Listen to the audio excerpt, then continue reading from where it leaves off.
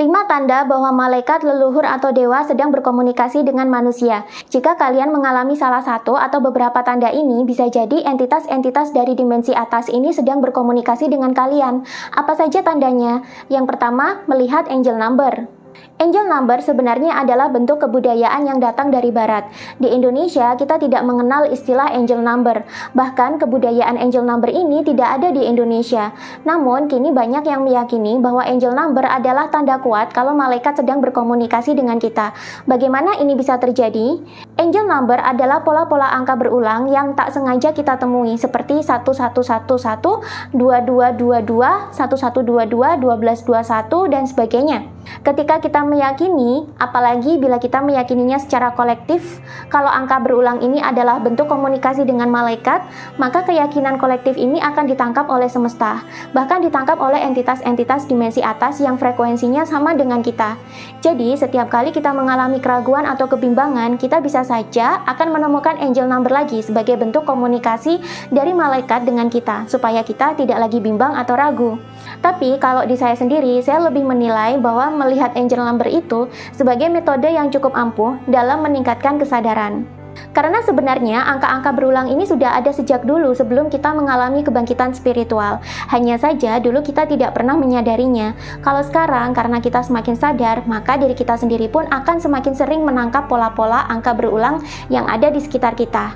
2. Mengalami sinkronisitas. Sinkronisitas adalah hal-hal yang selaras atau berkesinambungan. Misalnya, saat ini kalian sedang memikirkan ingin makan apel, lalu tak lama kemudian kalian mendapatkan apel dengan cara yang tak terduga. Misalnya, kalian sedang memikirkan ingin liburan ke Jepang. Tiba-tiba setelah itu kalian jadi menemukan banyak hal tentang Jepang, entah saat scroll sosial media, atau saat melihat billboard di jalan, dan masih banyak lagi. 3. Mendapatkan intuisi atau ilham. Terkadang, intuisi dan ilham adalah bentuk komunikasi yang datangnya dari luar tubuh dan dilakukan dengan makhluk-makhluk dimensi atas. Salah satunya adalah malaikat. Manusia memiliki mata ketiga yang menjadi perangkat untuk menangkap frekuensi dari makhluk-makhluk berdimensi tinggi ini tadi. Pusatnya adalah di kelenjar pineal, dan gelombang atau frekuensi dari malaikat ini lantas diterjemahkan oleh kelenjar pineal sebagai intuisi atau ilham. Itulah kenapa mata ketiga berkaitan erat dengan intuisi.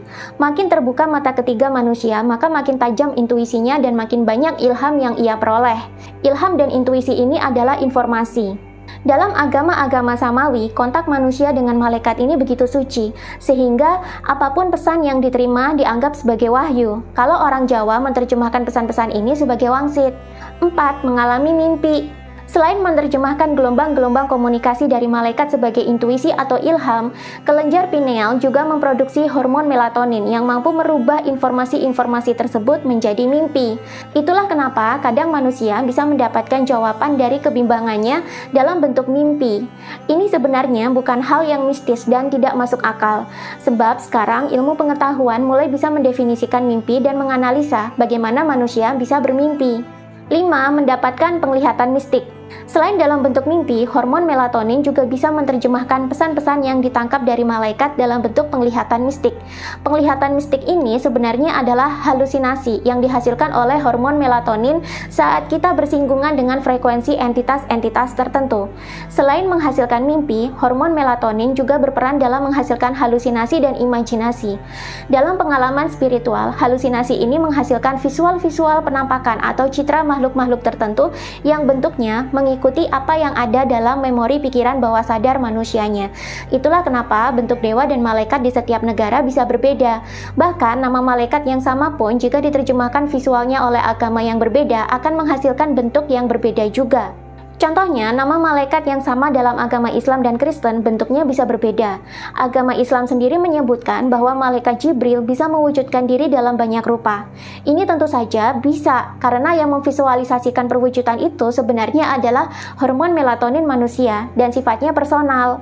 Kalau malaikat yang asli, ya sebenarnya mereka hanyalah cahaya atau energi saja. Dalam fisika kuantum, cahaya adalah salah satu dari gelombang elektromagnetik. Di mana ada gelombang, di situ ada frekuensi. Di mana ada frekuensi, di situ ada informasi. Nah, manusia yang semakin meningkat kesadarannya, dia biasanya tidak mau terlalu larut terjebak dalam euforia penglihatan mistik ini tadi. Sebab ia juga sadar bahwa pengalaman mistik itu sifatnya personal.